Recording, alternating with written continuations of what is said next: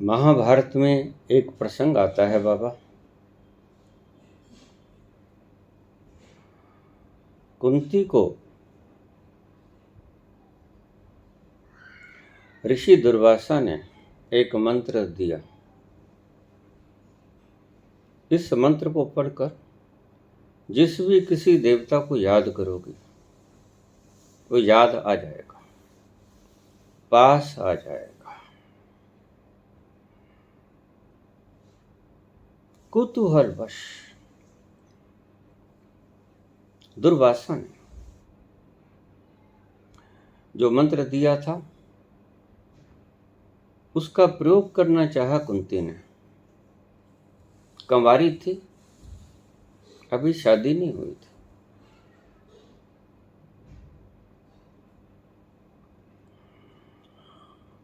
तो उसने सूर्य का आवाहन किया। सूर्यदेव आए। उसके बाद की कथा आप जानते हैं। तो क्या सूरज भगवान जब इतने करीब धरती के आ जाएंगे कुंती के पास, तो क्या हश्र होगा धरती का? कृपया समझाने का कष्ट करें।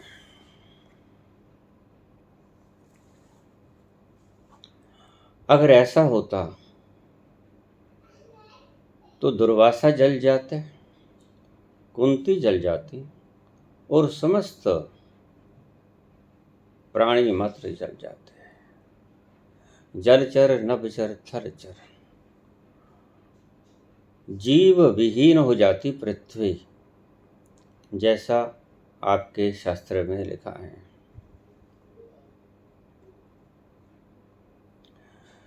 सूर्य धरती से आपने बहुत बार पढ़ा होगा, करीब 15 करोड़ किलोमीटर दूर है। 9 करोड़ 30 लाख मील दूर। पृथ्वी की किरण धरती को आने पे करीब 8 मिनट और 16 सेकंड का टाइम लेती है किरण। यानी जब हमें पता चलता है कि सूर्य उग गया, उससे पहले 8 मिनट 16 सेकंड पहले सूरज उग गया होता है। इतनी तेज गति से, प्रकाश की गति से 1,86,000 माइल्स पर सेकंड की रफ्तार से रेंज चलती हैं और पहुंचने में 8 मिनट 16 सेकंड का वक्त ले लेती हैं।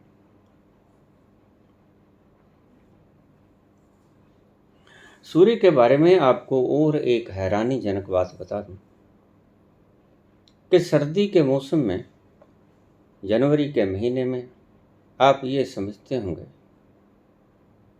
कि सूरज बहुत दूर होता है, और जुलाई के महीने में यानी महागर्मी के दिन में आप ये समझते होंगे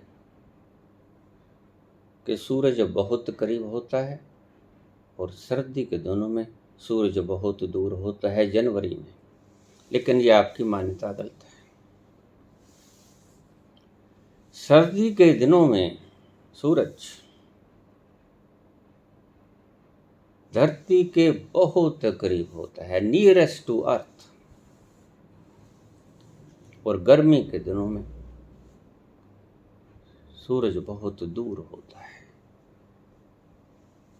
गर्मी में दूर, सर्दी में करीब। लेकिन दूर होकर गर्मी और करीब आकर सर्दी बढ़ जाती है।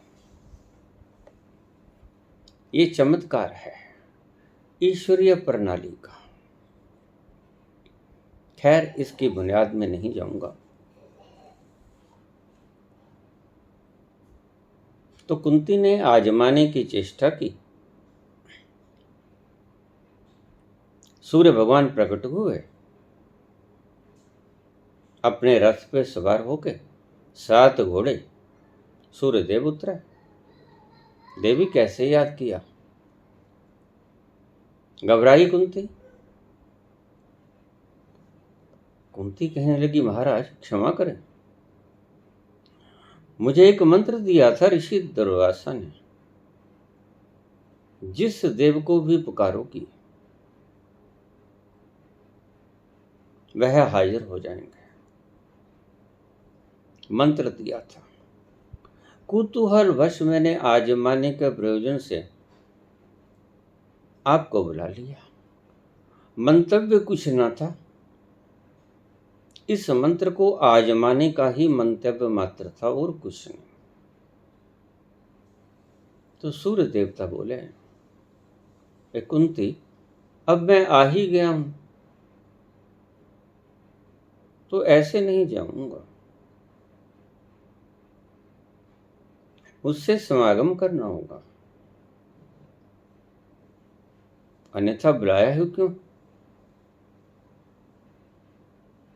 कुंती घबराई कंवारी थी। सूर्य भगवान ने कुंती के साथ समागम किया और कंवारी के कर्ण उत्पन्न हुआ। लोग लाज से कर्ण को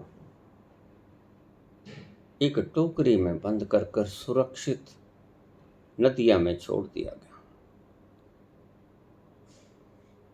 और कर्ण के भाग्य कि वह मरा नहीं, लेकिन निकाल लिया गया, जिसे हम सूत पुत्र कहते हैं, उस व्यक्ति के द्वारा निकाल लिया गया। उसका पालन पोषण किया गया, उनके कोई संतान न थी। बिल्ली के भाग्य से छींका टूटा, इतना सुंदर बच्चा किसका है और क्यों बहा दिया गया? खैर, पालन लालन पालन हुआ और कर्ण बड़ा होता गया। ये कहानियां मिथक हैं, इनके भीतर गप है सारा। कहानी सुनाने का ढंग मात्र है, इसीलिए आप कहानियों के भीतर फंस जाते हो। बड़ा मजा आता है कहानियां सुनने में, सत्य को समझने में बामुश्किल आप समझ पाते हो एक आध अक्षर, लेकिन कहानियां तो आपको जितनी चाहे सुना दो।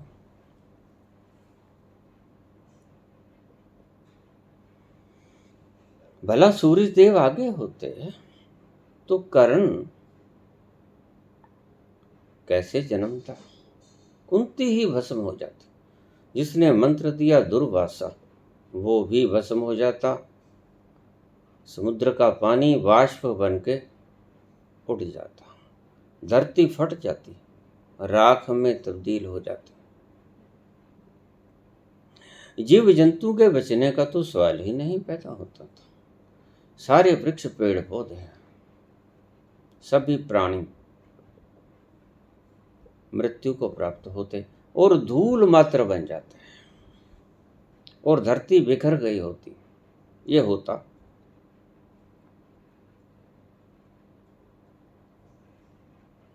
ये जितनी दूर है सूरज,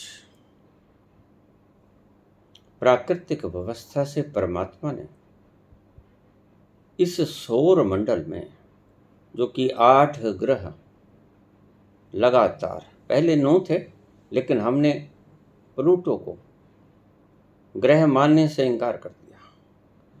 पहले 9 ग्रह होते थे, अब 8 ग्रह लगातार परिक्रमा करते हैं सूरज की। सूरज के गुरुत्वाकर्षण के कारण ही ये परिभ्रमण संभव है। तो सभी ग्रहों की दूरी जो परमात्मा ने बनाई, बड़ी सोच समझ के बनाई। उसकी कारीगर और कुशलता को देखिए। उसने जो बनाया बिल्कुल ठीक बनाया। अगर थोड़ा इधर उधर कर देता तो उसकी रचना में बाधा पड़ती।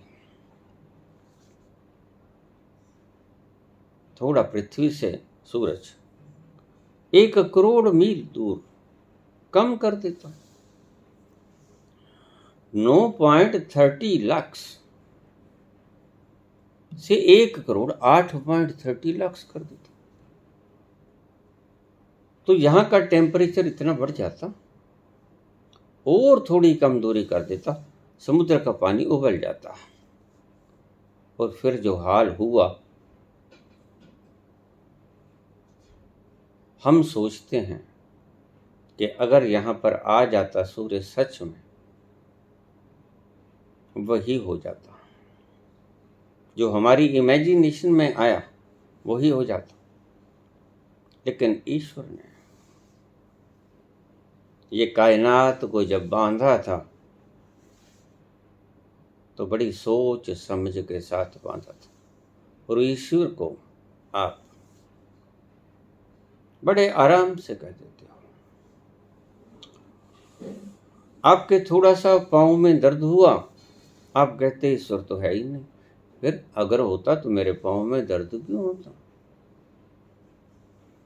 ये क्षुद्र मान्यताएं आपको कहीं का नहीं छोड़ती। ना खुदा ही मिला ना बसा ले सनम, ना इधर के रहे ना उधर के रहे।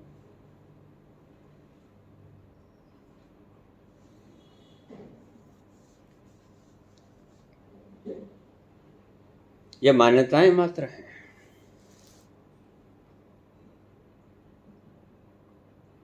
सूर्य नहीं आया, ये सब मंत्र जो दिए गए ऋषि दुर्वासा के द्वारा, ढकोसला मात्र था, एक गपोड़ है। इसी से आप समझ जाएंगे। सूर्य के 7 रथ हैं। सूर्य की रोशनी को जब डिवाइड करेंगे, हम प्रिज्म के बीच में से गुजारेंगे तो 7 रंग पैदा होंगे। आप करके देखिए या साइंस पढ़ के देखिए। 7 रंगों के कारण विभाजित हो जाती है सूर्य की रोशनी। इसलिए हमने सूर्य के रथ घोड़े 7 बना दिए। ये एक सिंबॉलिक रिप्रेजेंटेशन थी, एब्रीविएशन था, जिसको हमने समझाने की चेष्टा की। ना जाने क्यों हमने ऐसे बोलना शुरू कर दिया। ये तो बोलने वाले ही जाने। साइंस की भाषा बड़ी शुद्ध होनी चाहिए। वैसे ही ये प्रकृति समझने में बड़ा असमर्थ है व्यक्ति। और इतनी गूढ़तम परिस्थिति में आप डालोगे इन शब्दों को तो मनुष्य समझ कैसे पाएगा?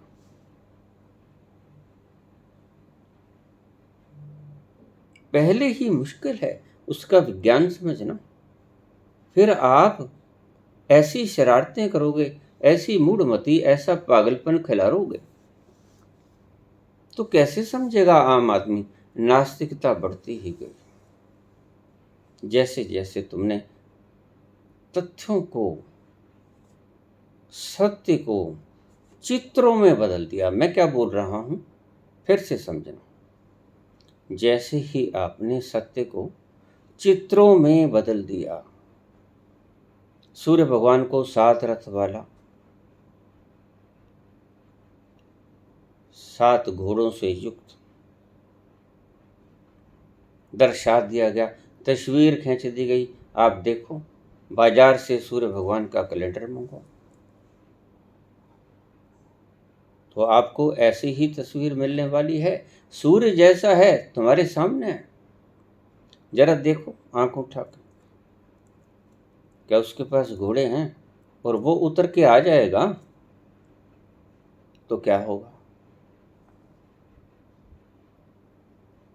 क्या होगा उसका? जहां जाएगा और बाकी। असल में ये वो काल था जो एक और गपोड़ गढ़ लिया गया। जब सूर्य भगवान को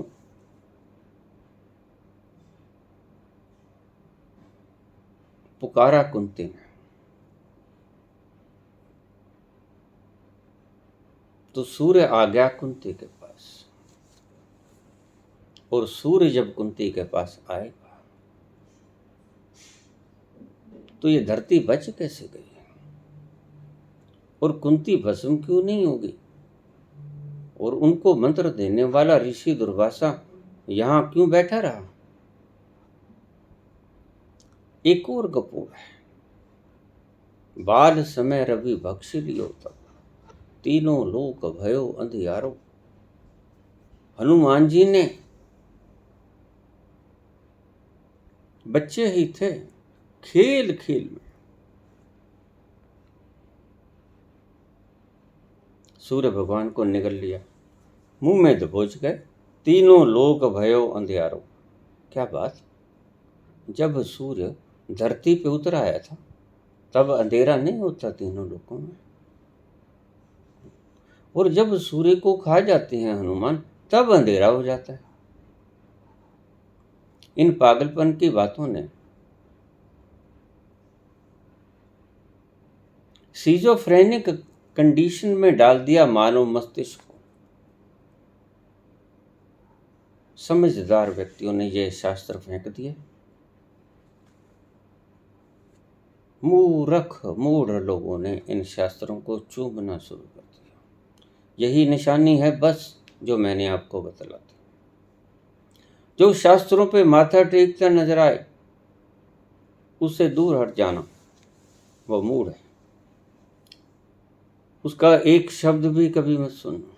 शास्त्रों में कुछ नहीं रखा, सफेद कागज पर काली शाही।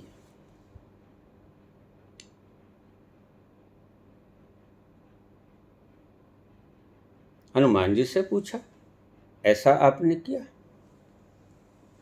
हनुमान जी कहते नहीं, ऐसा कौन कर सकता है जिसे खुद परम पिता परमेश्वर ने बनाया, उसको मेरी क्या औकात कि मैं हड़प लूं?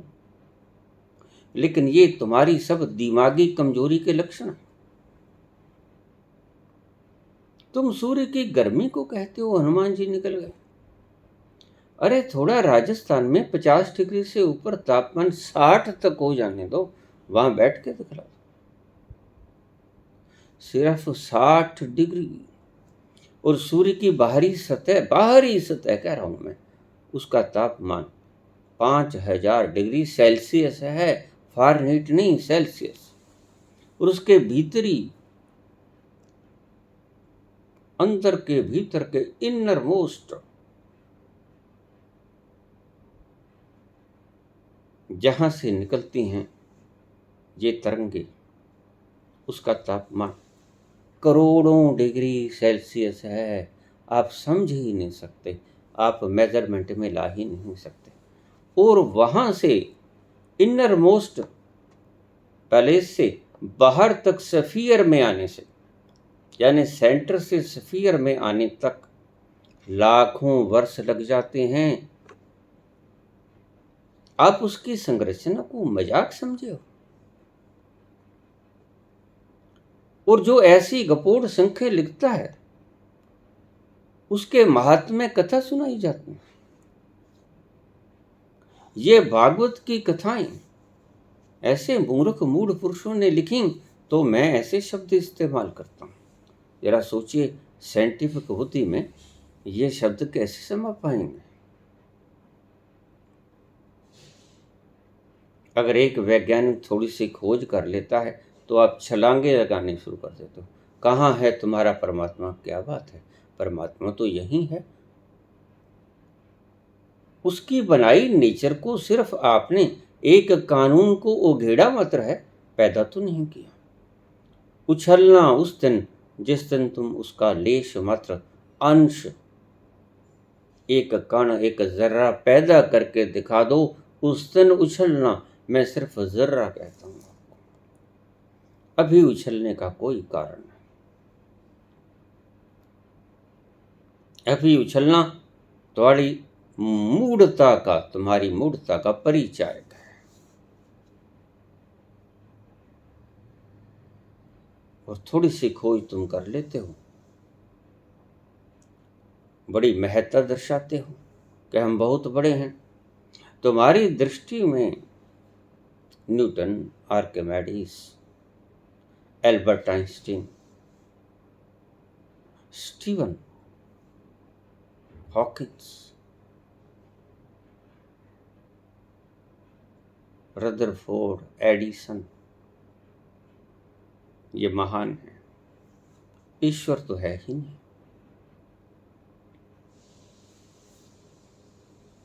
बिल्कुल ठीक है। अगर ईश्वर के इस तरह के चक्रों में ही फंसना है तो कृपा करके ईश्वर को मत मानो। ज़्यादा बढ़िया है रिसर्च में लग जाओ, कुछ तो धरती पर खुशहाली आएगी। ऐसे कटना मरना है धर्म के नाम पर, तो कृपा करके छोड़ो ऐसे धर्म को। रिसर्चेस करो। प्रकृति के भीतर क्या छुपा है उसके रहस्य को खोजना शुरू कर दो। लड़ाई झगड़ा मत करो। ये वो मूर्ख लोग जो सिर्फ राज करने की प्रवृत्ति से यहाँ पर विराजमान है सिंहासनों पे, उनका मंतव्य है राज करना, और वही कारण मात्र हैं आपको लड़ाई झगड़ा करवाने के लिए। खोज के देख लेना, ये जो भी बीज बोए जाते हैं वेद के, ये उनके द्वारा ही बोए जाते हैं। डिवाइड एंड रूल, बांट दो और राज्य करो। तो ऐसी मूर्ताओं के अंदर मत जाना।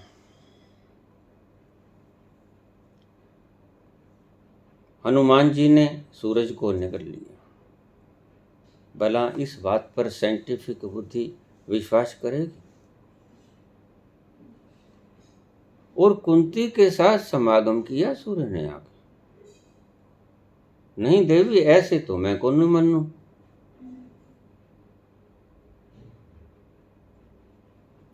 और कौन नहीं मानना? और आप इस गुण को बड़ी नृत्य गा गा कर सुनाते हो, जैसे पता नहीं किसको महिमा मंडित कर रहे हो। क्या मंत्र दिया होगा, काश ये मंत्र हमारे पास भी आ जाता।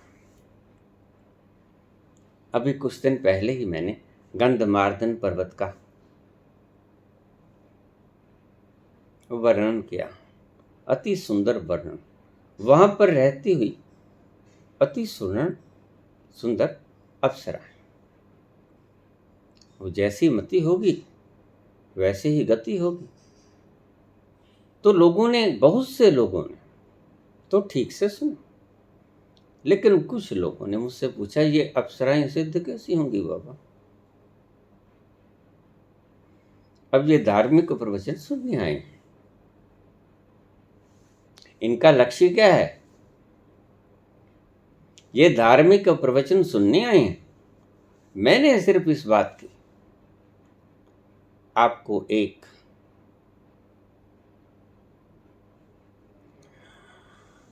जागरूक करवाया था, एक आपको रहस्य बताया था। वहाँ गंधर्व रहते हैं, गंधर्वों के रहने के कारण उसका नाम गंधमार्दन पर्वत पड़ा।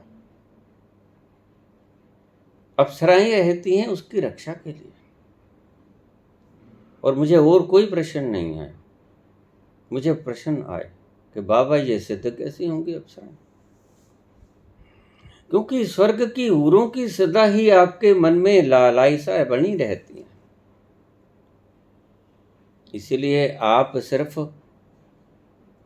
दान मात्र इसीलिए करते हो कि हम स्वर्ग में जाके उन अप्सराओं का पान कर सकें, रस पान कर सकें। कहीं नहीं है रस पान करने वाली वो अप्सराएं स्वर्ग में। स्वर्ग वहीं है, गंधमार्दन पर्वत पर स्वर्ग है।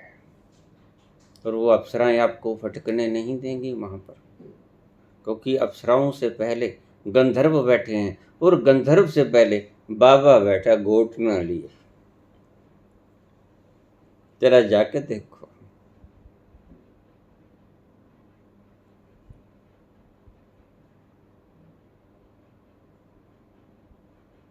जो जैसी मति से सुनेगा उसके भीतर वैसे ही प्रश्न उमड़ेंगे।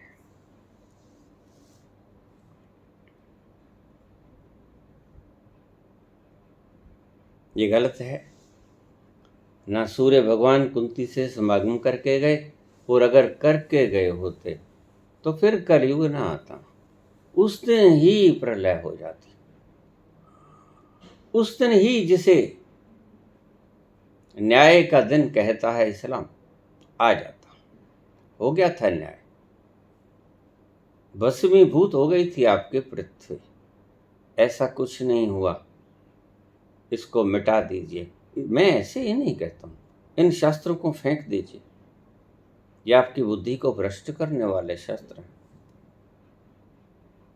जब आप तथ्यों को मूर्तियों में कन्वर्ट कर देते हो, सूर्य की मूर्ति बना दी गई, हालांकि उसके बीच में एक तथ्यात्मक ढंग था, रहस्य था कि इसकी किरणों को जब प्रिज्म में से गुजारा जाएगा तो ये सफ़ेद रंग नहीं है, ये रंग साथ है, मिल गए हैं, सफ़ेद दिखते हैं, है नहीं। शनिदेव की मूर्ति बना दी गई। आज देखो, गरीबों के घर में रोटी खाने का तेल नहीं है,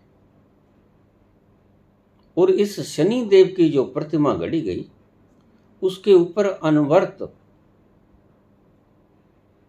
तैलीय धारा अनवर्त चल रही है। इन लोगों को तुम धार्मिक लोग गणते हो।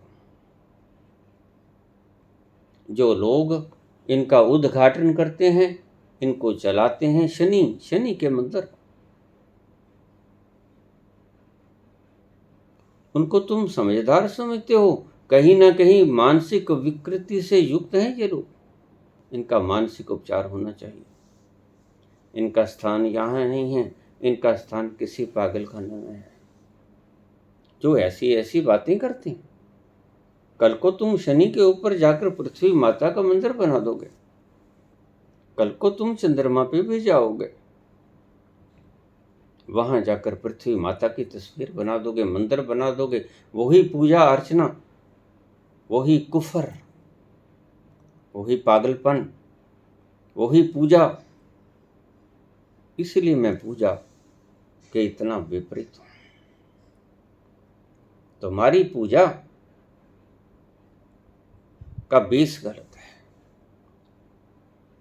पूजा करने का भाव आता है भीतर से, किन्हीं प्रेम के क्षणों में। प्रेम के क्षणों में, प्रेम के अतिरेक अवस्था में जन्मती है श्रद्धा, और अतिरेक अवस्था में जन्मी हुई श्रद्धा से उत्पन्न होता है पूजा का भाव। ये सारी आप इसकी फिलॉसफी समझ लीजिए। अत्यंत प्रेम के क्षणों में, जिसे आप नफरत के क्षणों में ढूंढते हैं, अत्यंत प्रेम के क्षणों में,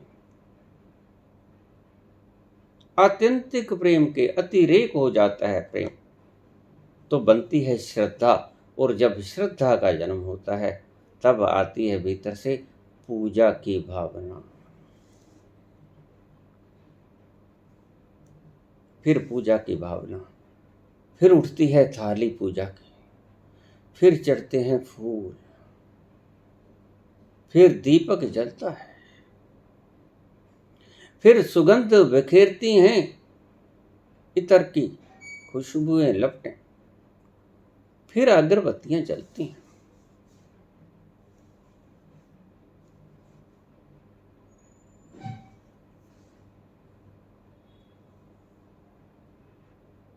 लेकिन तुमने अर्थ के अनर्थ कर लिए हैं, और इनका आगाज किया है मूढ़ पुरुषों ने, जिनमें समझ तो नहीं थी, लेकिन जो समझदार अपने आप को दिखाना चाहते थे, उन्होंने ऐसी बातों का आगाज किया है। इनको छोड़ दो, ये कथा गलत है। ये मंत्र दिया नहीं दुर्वासा ने, ये तो दुर्वासा ही मंत्र मार गया। हंसना मत, हंसो मत। दुर्वासा ही मंत्र मार गया। ये सरकारी सांड थे, खुले घूमते थे, हाथ में कमंडल लिए। आज ऐसा कोई नजर नहीं आता। आज इनके घुटने पड़ेंगे। आज इनके बाप बैठे हैं। तब सरल लोग थे।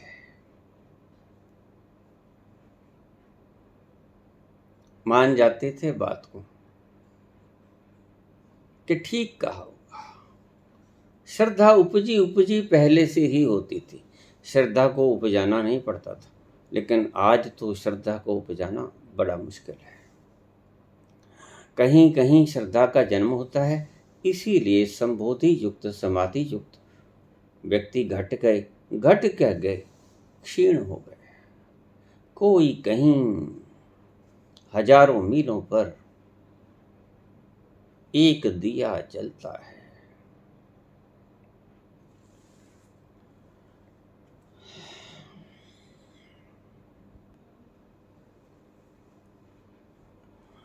मुझे पूछते हैं कुछ लोग, क्या आप इसे किसे कहा करते हैं कि हंसो मत? कोई होता तो है नहीं आपके पास। होते तो बहुत हैं, आपको पता नहीं चलता। अनेक रूहें, शुभ रूहें, सात्विक रूहें, देवता गण मेरे आसपास ही मौजूद होते हैं, विराजमान होते हैं यहाँ अपने अपने आसन पर। मैं अकेला नहीं बोलता हूं।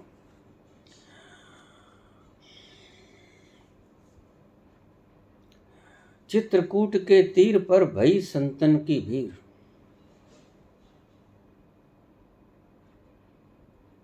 तुलसीदास चंदन घिसे और तिलक करे रघुवीर। तुलसीदास जब कथा कहते थे तो हनुमान जी राम कथा को सुनने के बड़े लालायित रहते हैं। सारी कथा उनके आंखों के सामने हुई और देखते हैं और बड़े प्रसन्न मुदित होते हैं। हर्ष मुदित मन बड़ा प्रसन्न होता है। किसी न किसी वेश में बैठे होते हैं। जहां भी कहीं पूर्ण प्रेम से श्री राम की कथा कही जाएगी, वहां हनुमान जी कहीं ना कहीं कभी ना कभी मिल ही जाएंगे।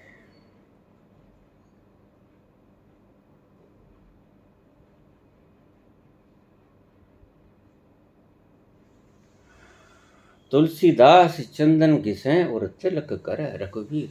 रघुवीर तिलक करते हैं।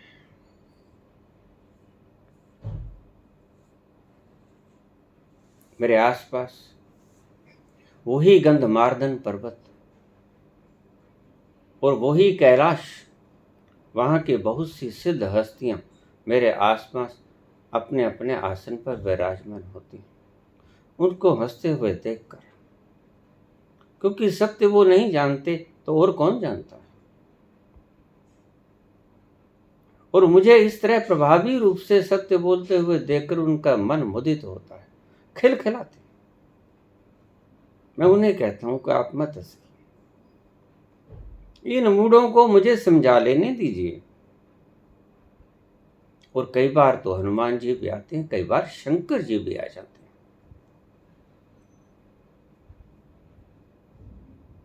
मैं अकेला नहीं हूं यहां।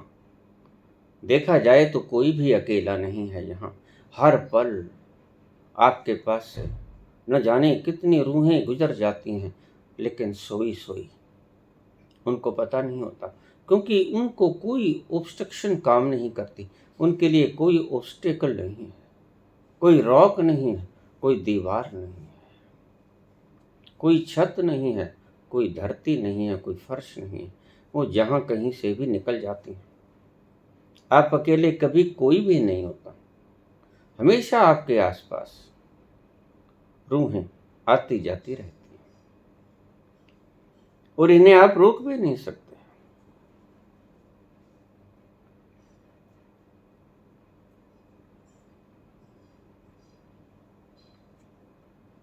कुंती की शादी कर दी गई और आगे जिससे शादी हुई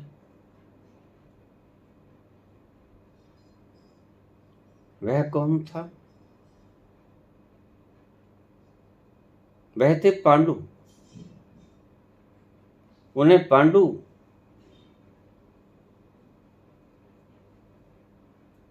और धृतराष्ट्र ये भाई थे दो। जिन सरकारी सांडों की बात करता हूं उनमें से एक वेद व्यास भी आते हैं।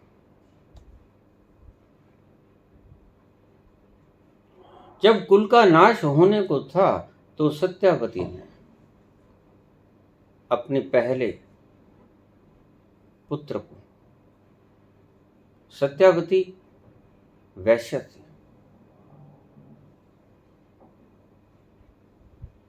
उत्तेजित मत हो। और वैश्या का पैमाना क्या होता है? सीता और सती और सावित्री को हम लोग क्यों पूछते हैं? क्योंकि जो अपने पति के प्रति पूर्ण समर्पण भाव रखती हो वही सती होती है, और जो अपनी पत्नी के प्रति पूर्ण श्रद्धा रखता है, समर्पित रखता है, समर्पण रखता है, वही शुद्ध पुरुष होता है। यहां सिर्फ स्त्री पर ही थोप दिया गया सब कुछ। पुरुष व्यभिचार कर रहे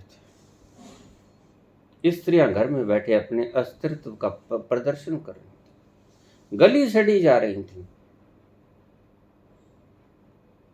इस गलत व्यवस्था ने स्त्रियों को करवा चौथ नामक पागलपन के त्योहार दिए, जिसकी मूर्ति वो देख रही हैं छालनी में। बहुत से चेहरे उनमें से बदमाश मिलेंगे, न जाने कहां कहां वो खे खा के आए हैं, जिसकी तस्वीर आज वो देखेगी। चंद्रमा, उनका चंद्रमा उग गया। असल में करवा चौथ का सही महत्व ये था, किसी का चांद उगे ना उगे, मेरा चांद उग गया। इसलिए वो चंद्रमा को देखकर फिर अपने चांद को देखती थी। पहले कोमन चांद को देखती स्त्री, फिर अपने चांद को देखती छालनी से। लेकिन वो चांद कहाँ है? चांद है गलत मान्यताओं के नाम पर। आज जितनी रूढ़िवादिताएं फैलाई जा रही हैं उनको सभी को नष्ट कर देना आपका परम दायित्व है। तभी मुक्त हो पाओगे, तभी खाली हो पाओगे। और जैसे ही तुम खाली हुए वह असली सुगंध आपके भीतर उतरनी शुरू हो जाती है। धीरे धीरे इन मान्यताओं से मुक्त हो जाओ, यही संदेश है मेरा। और फिर कुंती की शादी हुई पांडु के साथ, और पांडु रोग से ग्रस्त थे। पांडु रोग कहते हैं आज की भाषा में पीलिया। खून नहीं बनता था, पीले।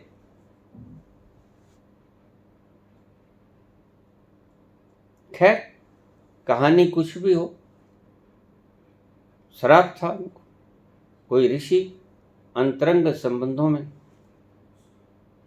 और पांडु तीर चला देते हैं,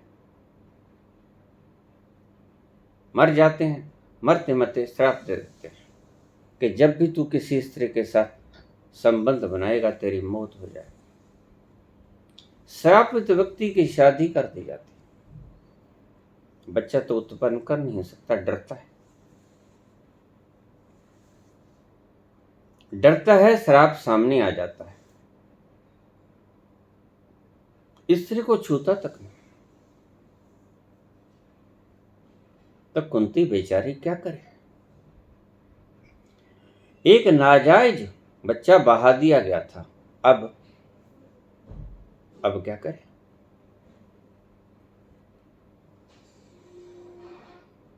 धृतराष्ट्र को ऐसा कुछ श्राप न था। गांधारी से उनको 100 पुत्र पैदा हुए और दासी से 1 पुत्र पैदा हुआ, सिर्फ मात्र 1, जो कि भक्त निकला, विदुर। 3 स्त्रियों को गर्भवती किया एक ही दिन में, कुछ ही मिनटों में, महर्षि वेदव्यास।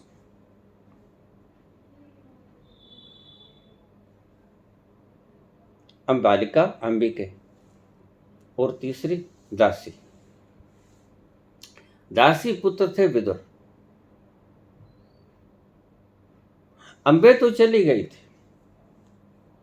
ये 3 बहनें काशी पुत्री थी।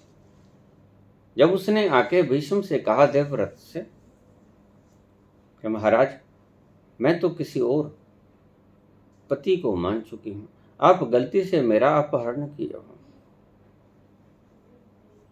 आपने ठीक नहीं किया, आपने वहीं पूछना चाहिए था। स्त्री की भी अपनी कुछ इच्छाएं होती हैं। आपने अपने बल के प्रभाव से सभी राजाओं को परास्त कर दिया, सभी के मुकुट आपने एक ही तीर से उनके सिरों से उखाड़ दिया, लेकिन आपने जिनकी शादी होनी थी उनसे तो तनिक भी न पूछा। तो उसने कहा, देवी तुम कहना क्या चाहती हो? कि मैं ये कहना चाहती हूं कि मैं किसी पुरुष को पति रूप में हृदय से स्वीकार करी बैठी हूं। तो फिर तुम जाओ, तुम्हें बाइज्जत मैं तुम्हारे घर पहुंचा देता हूं। रथ की व्यवस्था की गई। अंबे गई, लेकिन उस पुरुष ने, क्योंकि तुम पराये मर्द के साथ जा चुकी, मैं तुम्हें एक्सेप्ट नहीं करूंगा। ये मूढ़ धारणाएं हैं वैसे तो, लेकिन उसने एक्सेप्ट नहीं किया और अंबे ने श्राप दे दिया देवव्रत को कि मैं तुम्हारी मृत्यु का कारण बनूंगी, और बनी भी। शिखंडी के रूप में अंबे भीष्म पितामह के मौत का कारण बनी। कहानी लंबी हो जाएगी। शादी कर दी गई, बड़ी मुश्किल में पड़े। बात कुछ और थी, बिगाड़ ली गई।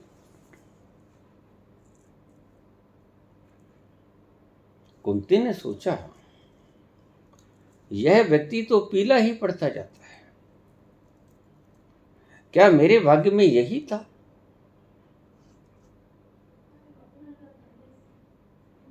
तो कहते हैं कि उसने मंत्र पढ़ा और धर्मराज को बुला लिया। अब कि उसको पता था। धर्मराज आए, धर्मराज सहवास में गए और उनसे युधिष्ठिर पैदा हुए। कुंती की, पांडु की अपनी कोई औलाद नहीं थी। ये सब कहीं की ईंट कहीं का रोड़ा, भानुमति ने कुनबा जोड़ा। सब वर्ण शंकर थे। पहला सूर्य का कहलाता है, दूसरा धर्मराज का कहलाता है।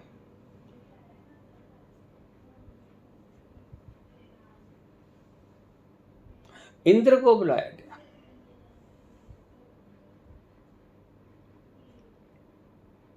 इंद्र ने भी वही किया। इंद्र तो ढूंढता ही है, वो तो छल कपट से भी गौतम ऋषि का वेश बनाकर अहिल्या के साथ समागम कर जाता है। सुबह सुबह ब्रह्म मुहूर्त में लोग राम राम करते हैं।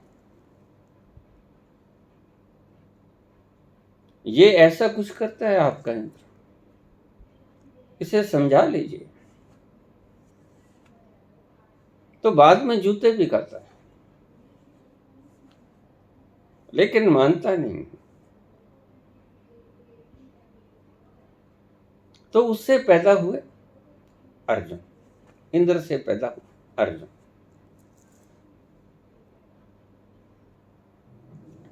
फिर कुंती ने बुलाया पवन देव को। पवन देव से पुत्र पैदा हुआ भीम, महाबली भीम।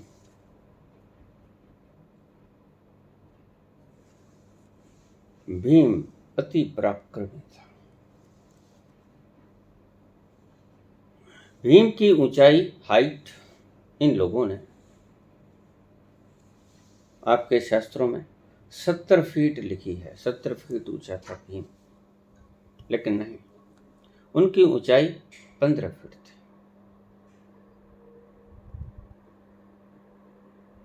भगवान कृष्ण से दुगनी, करीब 7.5 फीट के थे भगवान श्री कृष्ण। करीब इतनी ही ऊंचाई भगवान राम की भी थी।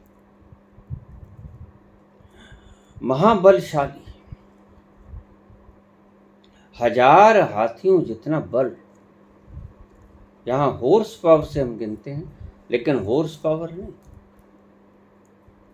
तो हाथियों जितना, 1000 हाथियों जितना बल। उस 70 फुट ऊंचे बताते हैं, लेकिन उनकी सही ऊंचाई भगवान कृष्ण से दुगने नजर आती थी ऊंचाई। तो करीब 15 फुट के करीब उनकी ऊंचाई रही होगी। अत्यंत बलशाली थे।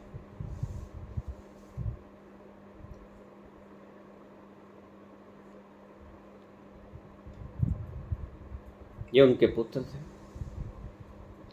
सो ये मंत्र की बातों को भूल जाओ। ये उन्हीं गपोड़ शंखों की लिखावट है, इनको दिमाग से डिलीट कर दो। ये कहानी सत्य नहीं। अगर ऐसा होता तो आज तुम ना होते, मैं ना होता, कोई ना होता, धरती भी ना होती। ऐसा नहीं है। मूड हो आज भी। शनि देव को न्यायकारी कहते हैं, शनि ग्रह को। वो न्याय करता है। माटी गैसों के अलावा उसमें कुछ नहीं है, वो न्याय करता है। उसके मंदिर बना लिए हैं हमने, सूर्य के मंदिर बना लिए हैं हमने। भला सूर्य के मंदिर की जरूरत है? जब सूर्य खुद मौजूद है, वो देखो सामने चमक रहा है। जब शनि खुद मौजूद है, उसके मंदिर बनाने की आवश्यकता क्या है? लेकिन व्यापार भी तो करना है।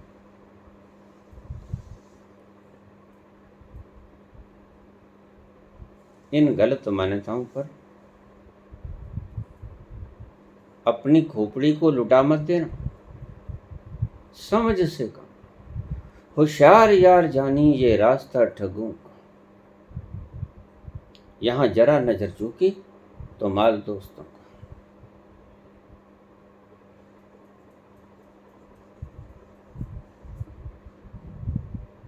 होशियार बनकर रहना।